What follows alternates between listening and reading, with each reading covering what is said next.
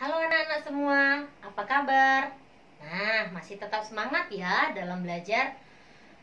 Baik, kali ini kita akan membahas mengenai sistem reproduksi generatif pada tumbuhan Angiospermae atau tumbuhan berbiji tertutup.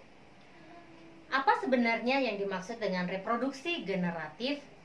Reproduksi generatif itu melibatkan peleburan sel kelamin jantan dan sel kelamin betina. Peleburan itu nantinya akan menghasilkan embrio yang tersimpan pada biji. Nah, biji dapat tumbuh dan berkembang menjadi individu baru. Nah, masih ingat kan bagian apa dari tumbuhan yang berfungsi sebagai alat perkembangbiakan? Ya, jawabannya adalah bunga. Kenapa?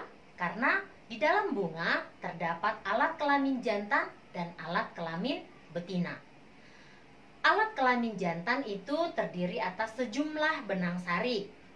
Benang sari terdiri dari kepala sari dan tangkai sari. Di dalam kepala sari inilah tempat terbentuknya serbuk sari yang merupakan gamet jantan. Serbuk sari dewasa mengandung 2 inti generatif dan 1 inti vegetatif, ya.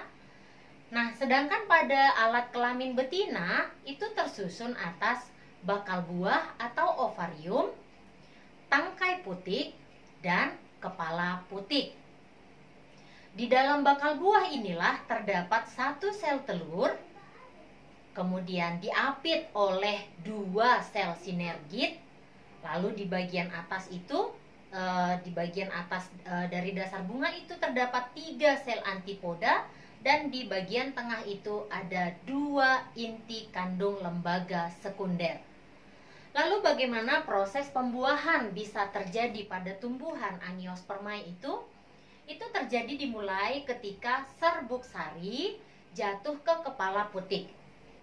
Nah, serbuk sari tersebut akan menyerap air dan berkecambah menjadi buluh serbuk sari yang tumbuh dan bergerak menuju bakal buah melalui tangkai putik. 2 inti sel generatif pada serbuk sari tadi nantinya akan berkembang menjadi 2 inti sel sperma. Sedangkan 1 inti vegetatif tadi itu nanti akan berperan menjadi penuntun gerak tumbuh buluh serbuk sari menuju bakal biji. Setelah inti sel sperma sampai di dasar bunga, maka inti sel sperma tersebut akan membuahi sel ovum, sehingga terbentuklah zigot atau calon individu baru. Nah, sedangkan 1 sel sperma lainnya akan membuahi inti kandung lembaga sekunder. Nah, ini nanti akan membentuk endosperma atau cadangan makanan. Nah, pada proses ini terjadi 2 pembuahan sekaligus. Nah, sehingga disebut dengan pembuahan ganda. Oke, sudah jelas ya anak-anak?